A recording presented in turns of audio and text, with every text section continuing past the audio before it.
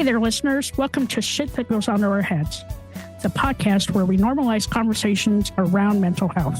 That's right.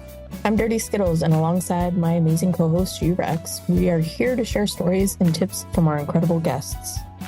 Each episode, we deep dive into struggles and triumphs of mental health, offering practical advice and heartfelt support. Because no one should feel alone in their journey. Join us as we break the stigma and build a community of understanding and compassion. Tune in and let's start talking about the shit that goes on in our heads.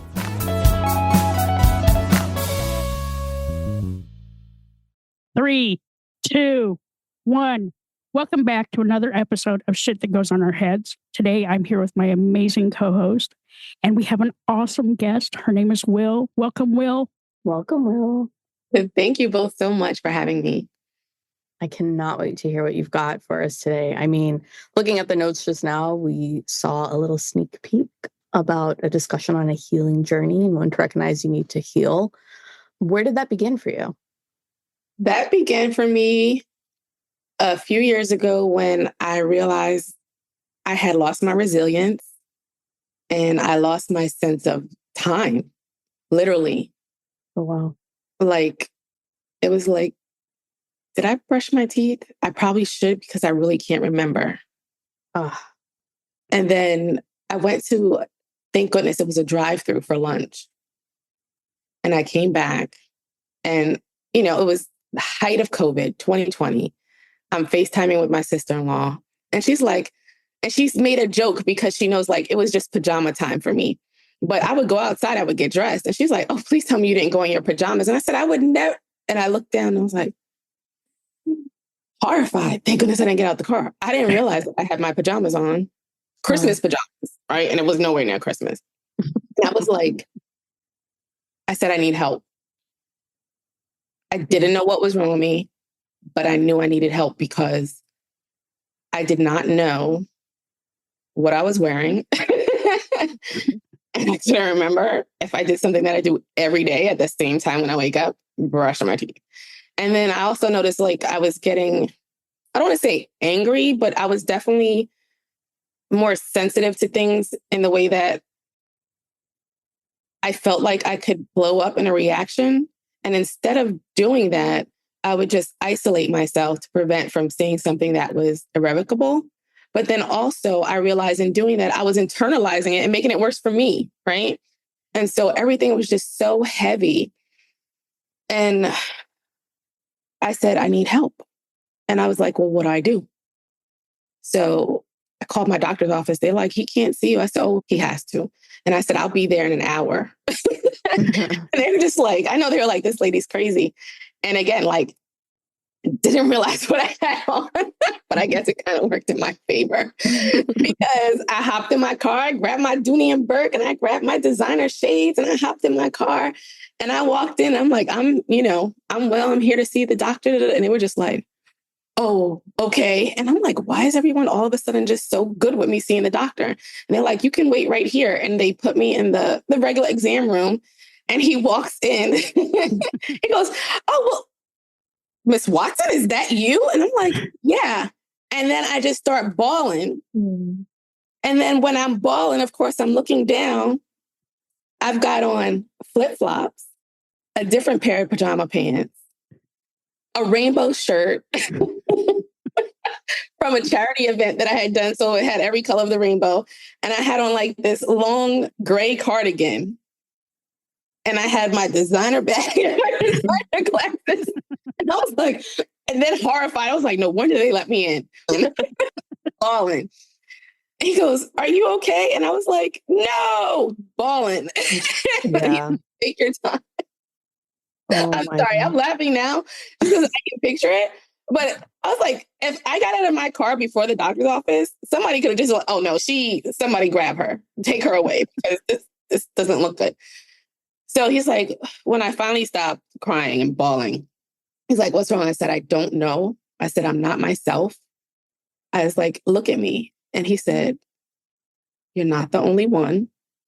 Mm-hmm. And he said, I have been seeing you for years and this is not you. So we're going to get you to where you need to be. Tell me what's going on. And I told him what was going on. And he goes, I'll give you this prescription for now. It's very safe. I'll give you this other prescription. You know, it wasn't just let me write you a prescription. He was like, here's a list of places you can reach out to get help. Yeah. Until you like level out. He's like, it's not going to take long. We're going to get you back. He said, I know who you are and I know what you're capable of. He goes, and I'm looking at you and this is not you. And he said, I want you to know you're not the only one. He said, my office has been packed with people. He's like, I have a patient who came in because he realized he was drinking too much, but he also realized he couldn't go to sleep unless he had a drink. And he said, we're going to get you where we need to get you. And that's what started my healing journey, really. And I will say it was like amazing because I'm part Latino, part African-American. We don't go to doctors. We don't take prescriptions. You pray or you suck it up. Yeah. Right? Yeah. That's what you do. You pray or you suck it up. There's nothing wrong with you. Go. You got to do what you got to do. And I just knew. I was like, I just knew I wasn't me. And I was so hesitant about the medication. And I held on to the prescription and things weren't getting better. The doctor did write me out for a leave of absence for my mental health, just so I could get back. And I started the medication. And I do remember there was just so much going on at once and everything was just coming to me. And it wasn't anything that was really heavy. It was just like, it felt heavy because, you know, I don't know how to dress in clothes that match. And that's not pajamas. So how could I handle the basic everyday to day, right? I will say that the first 3 weeks, I slept. I literally slept, right? So I slept. I only got up to walk my pup and feed him. And it was so crazy because people were calling me and I didn't answer because I just couldn't. I didn't have the strength to speak because what was I going to say? I was just going to start bawling for no reason. Right. And so I was like, okay. And people were like, oh, but I haven't heard from you. Da, da, da. So finally, you know, after I woke up after 3 weeks, I go back to the doctor. He's like, how's the medication? Do you need more time off? I said, honestly, I do need more time off. I said, because the first 2.5, 3 weeks, I slept. All I did was sleep. I said, so now I need to build a routine, right? I said, I need that time to build a routine so that I know what I'm doing when I go back to other people. And he said, I wholeheartedly agree with that. And then the next couple of weeks I spent in a routine, getting myself up, getting myself outside, getting myself in the sun, walking, reassociating again. And so everything just went great. But this is something that I learned, and I hope that you take this with you. Skittles. This is the gem. Healing is not linear. Right. It's not linear. So while I got to this point of I'm myself again, guess what we don't realize? We don't realize what were those triggers that piled up that caused us to be in the place that we ended up where we said we needed help, right? And it's a lot of things and it can come out of nowhere. It's like one of those things you could hear a song. Somebody could say somebody's name, you know? There could just be a situation that you watch on TV. I used to love watching This Is Us. But because it started to cause it caused tears every episode. And a lot of times it was good tears, but I was like, I'm not ready for that emotion. Yeah. So I stayed away from it for a while. But I will say this, after that first round of healing, you get to know your triggers and then you get to identify them. And that's when you have the work with your mental health professional. How do I work through this? How do I get to the point where if this comes up, I'm not triggered? Right. And so everybody needs to really give themselves grace, especially when you start to realize that you needed mental health help and then you get it. Guess what? It's not a cure-all. Don't think, oh, I was only on this medication for this many months. So, it really wasn't that bad. Like sometimes you're going to need to be on it longer. Sometimes you're going to be off of it. You need to get back on it because of a specific trigger. So that's just what I think is the most important part is realizing when you need help before you get to the place where you have no idea what you're wearing. Yeah. And also realizing, okay, I don't like the way that feels. What triggered that? All right, how do I work through it and work with your mental health professional on how to work through it? And I will say I probably worked through, I hope, 99.9% of my issues. But I will say I've been doing so good for so long. And then this past summer, before Labor Day, I was hit with a trigger. And this one, I had to step back. I had to step back. And a lot of my supportive family that knew of this journey of mine were just like, are you okay? And I said, right now I don't know, but I know that I will be. I was like, just give me time. Like, it hasn't soaked in. And it's because someone thought that it was okay to expose me to someone that they thought I should reconnect with. Even though they knew, I absolutely said that was not going to happen. That was a deal breaker. I kicked myself a couple of times of how I dealt with it. But honestly, I think I dealt with it in the best way. I physically got up and removed myself from the situation. And that was the best thing that I could have done, because I feel like had I stayed, no matter what my reaction, it would have been a reaction that someone would have enjoyed, right? And it would have been something that no matter how I reacted, no matter how maturely I reacted, it probably would be something that would just fuel the fire. And I said, you know what? I'm just removing myself. And I realized later on what bothered me so much about that is that the trust was broken with this person, because you knew the situation and you took it upon yourself like, oh, I'm going to mend this, when you don't even know what broke it. Right. Yeah. And so that's just really huge. And I'm like, it's not even a matter of respect. I didn't feel safe. Yeah. And I don't live close to my family. I moved very far south in Florida. And so when I go to see family and they know situations and they don't respect it, I didn't feel safe. I felt like I had to look over my shoulder again, right? You put me in a position that I didn't think I had to worry about anymore. Like when I go to sleep at night, I fall asleep with a smile on my face. I noticed myself, like all I wanted to do after I removed myself from the situation was get home, because home was my safe space. Home was a place that I didn't have to worry about, did I trust this person that's next to me? And is somebody going to show up? And I think that people need to really respect other people's boundaries, especially when it comes to personal relationships, because you don't know what transpired. Right. And you don't know what you're triggering, right? You don't know what you're bringing about. And while this person probably thought, because they heard from one side that they were just doing this miraculous reunion, they don't realize the physical danger that could have came out of it.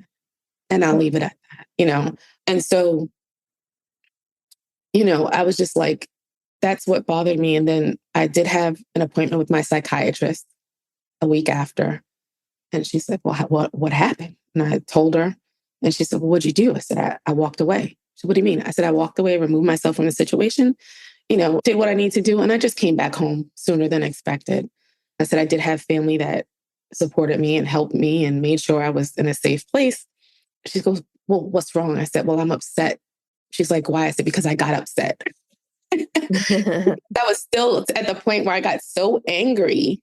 I said, it really just, that upset me, because it made me realize there was an area of me that wasn't healed, right? That wasn't okay, because I'm doing so okay in everything that I do now, right? I'm doing so okay. And so for this to put me back, and then it put me back to the point where in my safe space, I'm back home and I'm still looking over my shoulder. And that is what bothered me. And it had me reevaluating every relationship that I had. Can I keep this one? Do I need to cut loose this one? What really happened here? What really happened here? Am I trusting the right people? So, Wil, I can actually tell you, as I went through my own healing journey, that had to happen with me too, right? So, right after I, finally came through and told everybody what was going on, number one, people were terrified. But number two, I had a lot of people that were naysaying me and giving me a lot of shit. And I just finally cut them out of my life, because one thing we need to do for our mental health is take care of us, right? And so the other thing that my therapist taught me was, like, don't give fucking energy to people that just you that just suck it away from you, right? Like they give nothing back. They just keep sucking the energy. And so Yeah. I'm really proud of you for like taking those steps and getting the help that you need because, at least you noticed that something was wrong.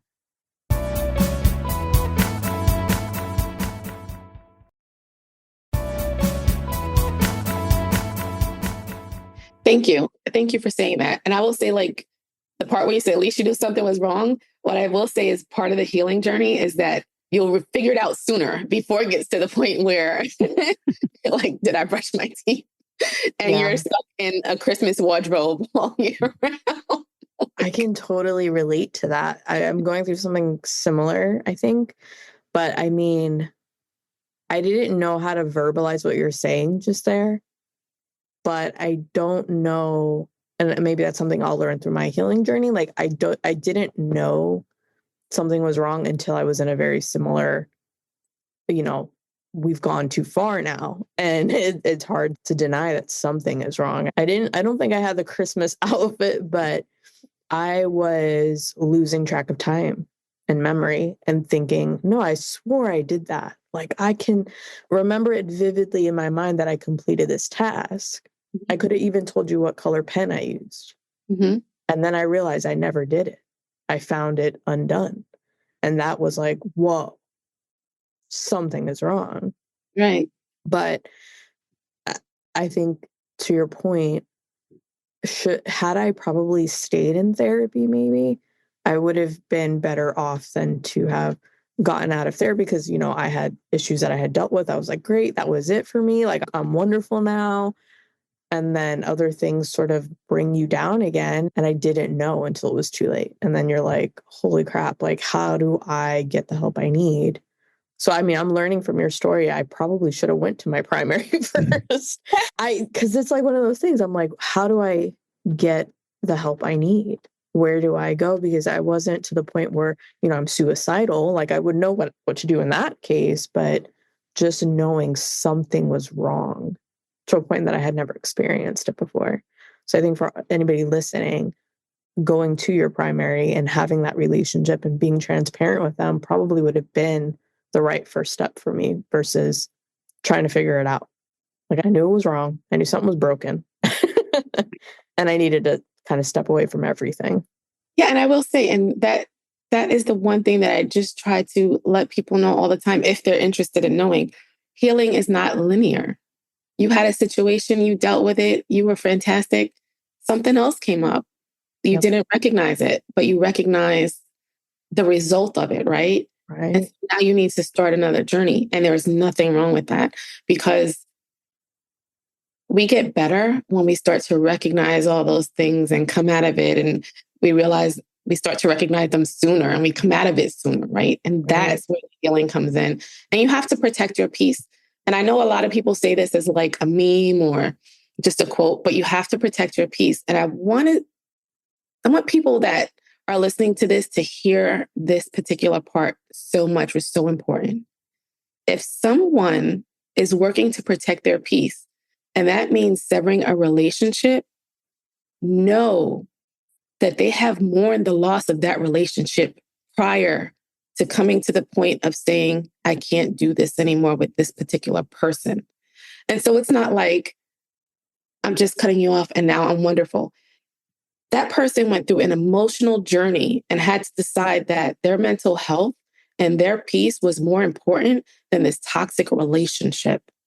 So it's not just a matter of I'm cutting everyone off and I just want everybody around me that is rainbows and flowers and butterflies. It's literally a whole journey you go through internally and you mourn the loss of this person. Yeah. All to come to a point where you keep your peace. When you get your peace, and G-Rex is somewhat of, a testament to what I'm saying because she's seen me at a point where I was like at the beginning of that healing journey and I was protecting my peace and nobody knew it because I didn't speak about it.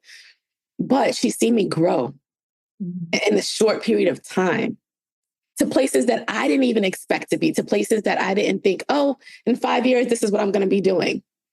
Like she's seen that progression. And when people bring it up to me, it blows my mind. And I'm like, that was really me.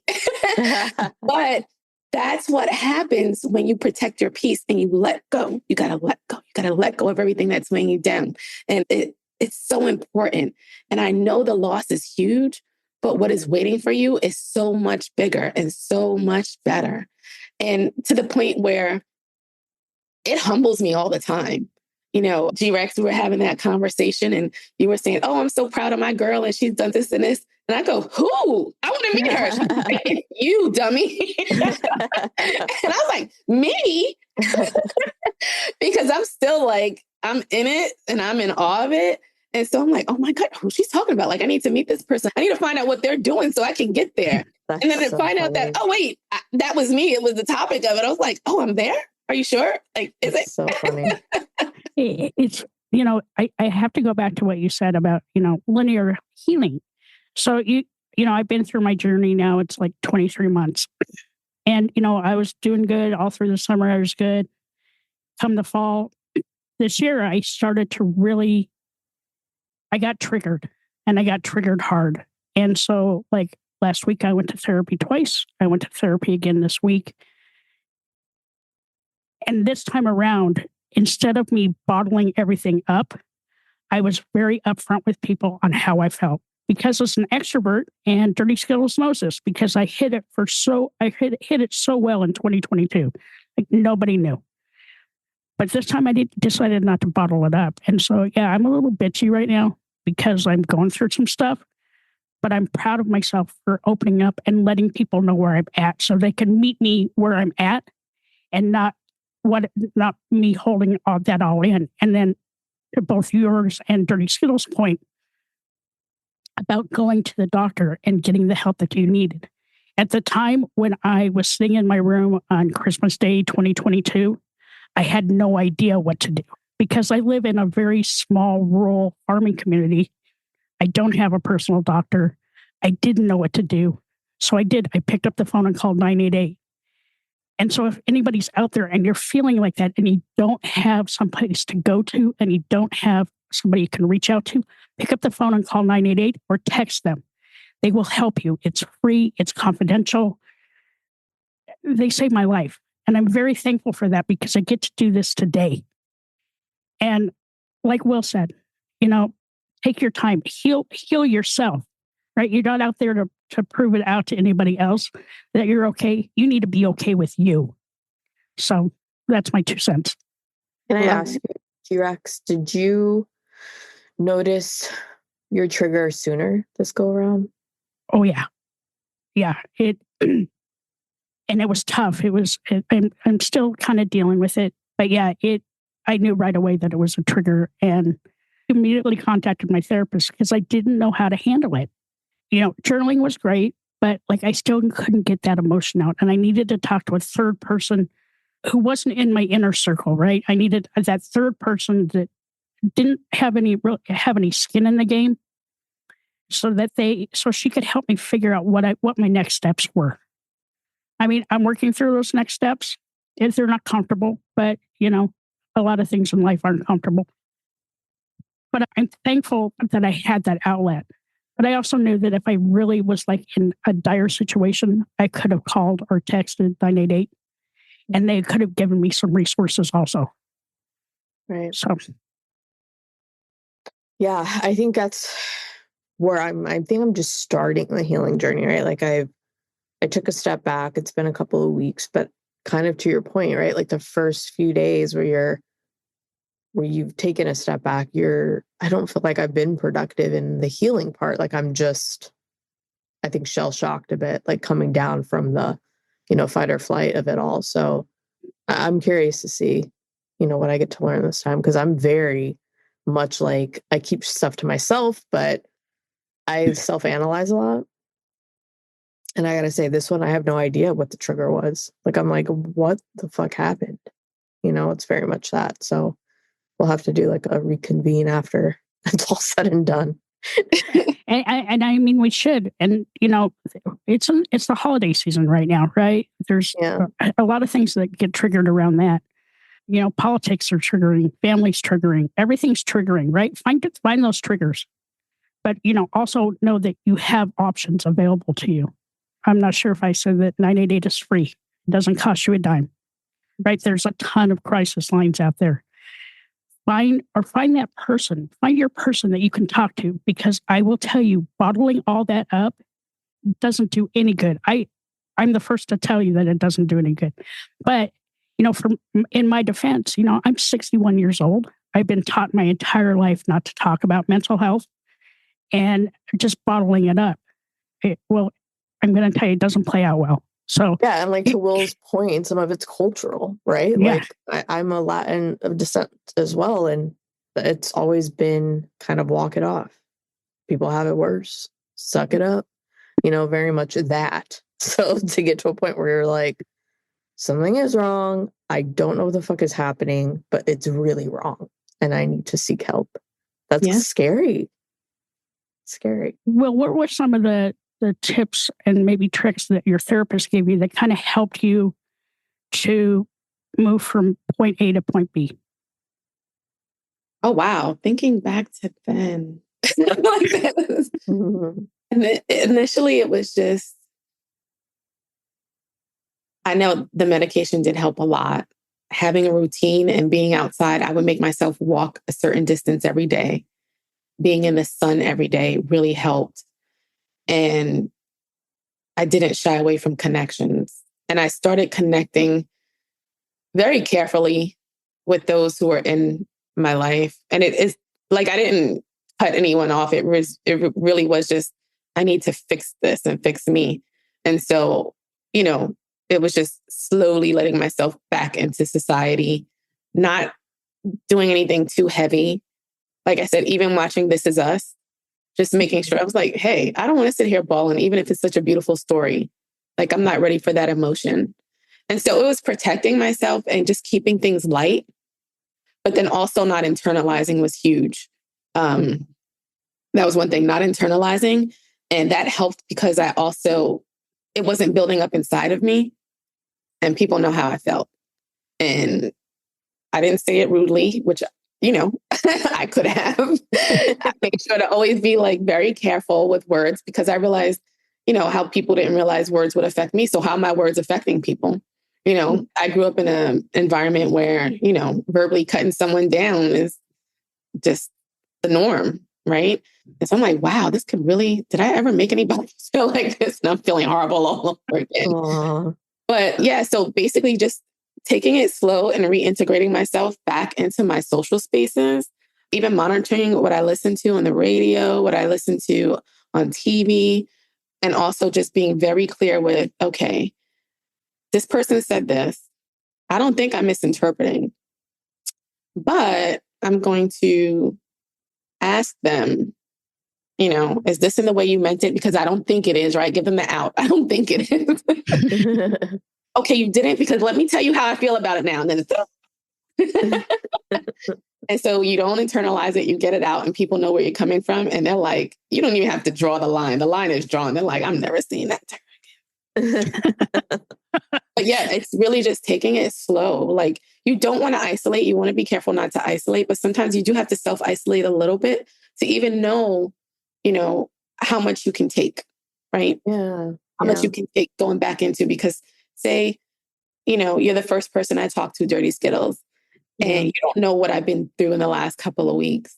And I'm just trying to keep it light, right? And so I don't want to talk to 10 people. I want to see if I can get through this conversation with you. Right. Not because you would purposely come at me with anything that's triggering, but am I okay to have a regular conversation where anything could come about? And I've even had people that reach out to me on social media that I love, right? Love. And they're like, here's my number. Please call me. It would be so nice to hear your voice. And I realized the reason why I stopped calling people is because I can't control the questions that come at me.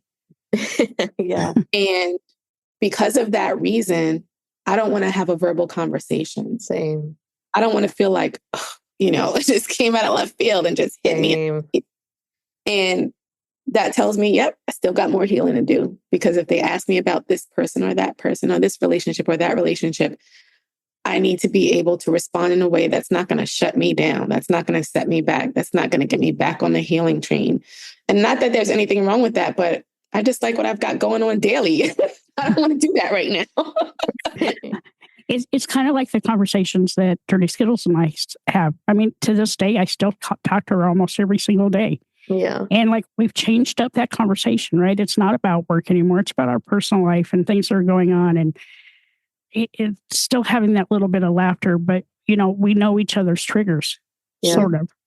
But, Dirty Skittles helped me through like the hardest time in my entire life. At 59 and a half, I didn't know what the fuck was going on. I just knew that something was wrong. I look back and like the last couple of weeks have been like super triggering, and it's absolutely freeing being able to tell people how you feel instead of keeping that inside of you. I was like, God, I feel so much better. And like, I don't hold back anymore. Like, it's not sitting in my belly, like giving me belly aches at night anymore. Like, people actually know how I feel. And, I'll apologize to people right now. Yeah, I'm a little bitchy, but I'm going through some stuff and I need to figure that out. But, being open and letting people know where you're at is so freeing. And, that's just something that, maybe like pick your crew of who you're going to open up to. Right. Because not everybody's going to be as receptive. And if they're not receptive, step away, because your mental health is so much more important than that relationship. Right. And it may not feel that way at the time.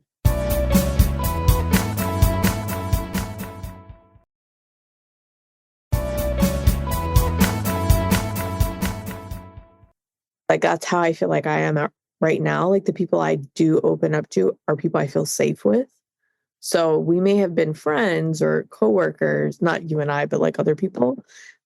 But it doesn't necessarily mean I trust you or feel safe with you enough to tell you, oh, this is what I'm going through. So like kind of what you were saying, Will, like I've been reached out to and I'm just like, I don't want to have that conversation. I just don't want to talk to you. Not because I don't like you, but I'm not ready for that. Like, I don't know what questions you're going to ask me. I also don't want to hear about your shit. Right. Exactly. Like, I need to be completely just by myself right now. It's funny I'm like hearting texts and giving you a thumbs up, but that's as far as I can go at the moment, respectfully. Funny that you say that, because I was critiqued at work years ago. And I just want to play these calls back for you. And I'm listening. I'm like, well, what's the problem? Well, when someone says, how are you? You don't ask it back. I said, because I don't want to know. Yeah. Why would I ask the question that I did? Is that wrong? No. Well, that's just kind of off-putting. And I'm like, okay. So here I go asking a bunch of customers, well, how are you? Anyway, and then they didn't want to tell me. I'm like, see, it's a mutual thing. I don't want to ask. They don't want to tell me we're fine. I know. I'm just going to write this down as a note and say, hey, listen to this call. Yeah. Realize how this question isn't getting me any stars, right? So I just thought that was the funniest thing. I'm like, see, not everybody wants to answer that question either. But I'm like, yeah, I don't ask because if I don't ask you, I don't want the answer. And sometimes it's not even about, because I don't want to be that listening ear. Sometimes it's like, listen, I got my own shit. Yeah. And I can't take your shit too. And what I've realized through this whole thing is that I'm very sensitive to other people's going on, right? Like, I worry about people's situations more than they do. Like, they tell me something, I'm like, oh my goodness, didn't hear from them. This clearly had to happen. And it's just like, it's busy. I'm like going through all these emotions on their behalf, right? So you have to protect your peace in that way too. Like, there's just some things you just can't expose yourself to at that time. That doesn't mean I never want to hear it. It just means at this time I can't. Right. Right. Even if it's like people reaching out to like share war stories, I'm not ready for that shit either. No. Like, I'm like, like, I can't do it now. Yeah, one day, baby. You're trying to get out of the trenches. You're not trying to like don't pull yourself back in and remember being there. Not that bad, but like you're just in this space now where you're like, I got over that hurdle. Let me keep going. Yeah. Do not drag me back down. And Will, being an empath, right? That's what and I am. So I was taking in everybody else's shit, not taking care of my own shit. Well, get into therapy, and then I threw up some boundaries, and now like you go through your own shit, because I am definitely going through my own shit, and I don't have time for your shit. Okay. So, listen, this is not going to benefit me. We're going to have to revisit this at another time. And, thinking of Dirty Skittles and like her putting up her boundaries. And it's so important when you're going through those mental health struggles that you put those boundaries up because they're there for a reason, right? Before, like my cloak would like absorb stuff in. Well, now I reverse that and it's a shield because I need to keep that shit away from me, right? I need to protect my mental health and, be that cheery little Christmas gnome that y'all know, right? Like, but the last couple of weeks, I have not been that cheery little Christmas gnome because I'm going through my stuff. But people noticed the difference in me this time than they did 2 years ago because I vocalized where I was. And I think that's really important that if you're going through some shit, you need to let people know you're going through some shit, right? Keeping it inside, it doesn't do you any good. All right. Yeah. Great way to get an ulcer. You're right. And honestly, I'm just kind of glad that, 2 years ago, you got the help because I wouldn't want the story to be different today. Right. I'm glad you are where you are today because I'm one of those people that you brought the sunshine to me almost every day when I saw you. Right. So I would have just been in disbelief and crushed. Right. So that just would have like blown me away, especially. And it's so funny because you always say like, oh, I'm feeling bitchy right now, whatever. And there were a couple of times when like you would raise your voice at me and somebody would be like, oh, she's upset. No, she's not. Plus she's going to apologize later. I said, because she didn't mean it. I'm like, she didn't mean it. And I just, and people who didn't really know you would just be like, oh, she's really mad at you. No, she's not. Yeah. No, she's not. So just knowing who you are as a person, it's like, okay, clearly there's something going on over there, but it's definitely not directed at me, but you're okay, but just to know that you found a way to get help and that, like I said, you're here. Just the fact that you're here is huge. It is huge to me. And I know it's huge to so many people that know you because, like I said, you would bring that ray of sunshine every single day, no matter what was going on for other people. So I would have never known. Had you not said it, had you not verbalized what was going on right after you had sought help, I was just like, oh my goodness. I was like, what? I didn't know this. But that's what is important too, right? People don't know what people are going through. People don't know when people are going through something to the point that they feel like they can't handle it anymore.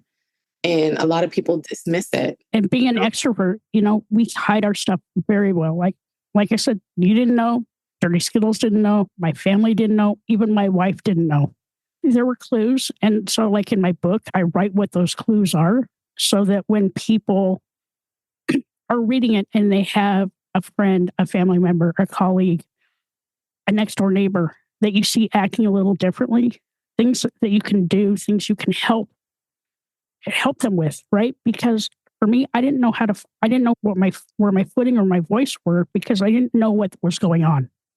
And that's where therapy and, the first thing was calling 988. They helped me find my voice. And then when I went downstairs and talked to my wife, I cried for 3 hours. And then the very next day, I talked to Dirty Skittles. And we laughed about some super irreverent shit. And I laughed and that was my healer, right? Sharing my story and laughing about it and being super vulnerable. And that's how the podcast came about because people deserve a voice. Mm-hmm. Well, I will say I've graduated out of Christmas pajamas. I only buy no pattern satin pajamas. So if ever you see me out in the street in pajamas, at least they'll be fancy. And they'll match. But yeah, it's definitely something that I never thought I would sit back and laugh at. And I've had people say to me, and it's like the whole journey is just so different for everyone, but there are different elements that come into play. Like I've had people, oh, come on, let's go do this. And I say, I really can't today. And I was honest, I can't today. I'm having a depression battle. Mm-hmm. And right now I just can't go out today. What do you have to be depressed about? You have this. Sounds like you're a happy person to me. I said, okay, we're not having this conversation again. Wow. Fuck those people. Okay. Right? Yeah. Like, oh, I'm not having this conversation anymore. But yeah, I think the big takeaway for me, like I said, and I'll keep saying, when protect your peace. If you know someone is working to protect your peace and you know what boundary they set, respect it. You don't have to understand it. Just respect it. Or you too could end up on that do not answer list, right? Nothing wrong with that. And then also, like, just knowing who you are, being honest with how you're feeling, because even if you don't know how to work through it, knowing that you need help and know where to get help to work through it, right? And then know that every little trigger that comes around is not going to have the same reaction, but identifying the trigger, figuring out how to heal from the trigger and keep moving and laugh. Like, there's sometimes I'll be cleaning my stove in the kitchen, playing music and dancing, and I'll just go, wow, I've been through all this and I still smile. I still laugh. I still dance. And I go, no one would believe this. And then I just go back to my dancing and my smiling. But you just realize, like, there's just so much more, and there's so many different things that you can do, like who you surround yourself with or who you don't surround yourself with. There's just so many things. Like, I've learned, I never had a green thumb. I don't feel like my thumb is green now, but I feel like I'm experimenting and my experiments are working out, but it excites me. It relaxes me. It changes my focus. It seems like a small win when my plant's not dead in the morning because I did something right. Just learning and doing different things and different hobbies is just so freeing, because it may seem like the simplest thing, even if it's just like a craft or something, even if you're doing a word puzzle, it's changing your focus and it's relaxing your mind and it's bringing you back into focus. So if there's something that you need to take care of, you can. But yeah, so please protect your peace. Protect your peace. That is the most important thing. Protect your peace. Because, there's so much crap out in the world, right, that wants to take that peace away from you. But we can kind of control some of that. And like, I'm serious though. Vocalize when you're not feeling it. When you're not feeling good, vocalize it. That was the hardest lesson for me, was being able to share what was going on. But once I did, it was free. And like I said, the last couple of weeks, people know exactly where I stand. I'm not sugarcoating it. Yeah, I'm going through some shit. I'm working through my shit. It's going to take a while to get through it, but I'm working through it. And for people that are afraid to pick up the phone and call 988, if there's another resource you can use too, it's called the helphub.co. And it's broken down into categories, and that you can actually find the thing that's troubling you.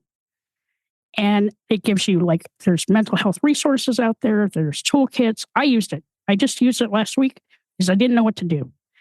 And because I couldn't get a hold of my therapist. So, there's resources out there, but please, people, take care of yourself. It's tough times right now. You are important. You're enough. People need you. People love you. And I will say that life on this side of depression is 1,000 times better than it was 2 years ago. So that's my piece. It really is. It's awesome. I love that. Well, thank you for sharing your story. I mean, we'll have to probably chat again when I'm not going through my own shit. But no, I think this is wonderful for anybody listening who doesn't know where to go or what to do. Where you're not alone. We're all going through something similar, if not the same shit. So yeah, and give yourself some grace. Yes. Yeah. Patience and grace, man. Just give yourself patience and grace. And protect your peace. And protect your peace. And not every day is going to be. That's our lesson. Yeah. And not every day is going to be rainbows and sunshine. I'm telling you. Yeah. But do what makes you happy and take care of yourselves. Thank you so much, Wil. Thank you. Thank you. Thank you both so much for having me and for letting me, just kind of communicate and speak. And hopefully this helps someone. Because what I realized in the past few weeks too, is you never know who's watching you, and not in a bad way, but they're watching you in a way of admiration and looking up to you. And they need to know that it's not all rainbows and roses, but with the right tools, that's what it can be most of the time, right? And you can get to that place. And so if there's anyone that I helped today, I appreciate it. Yay. Thank you so much. Hi, all. Thank you so much for listening to this episode. I'm G-Rex. And I'm Dirty Skittles. Don't forget to subscribe, rate, and review this podcast. We'd love to listen to your feedback. We can't do this without you guys. It's okay to be not okay. Just make sure you're talking to someone.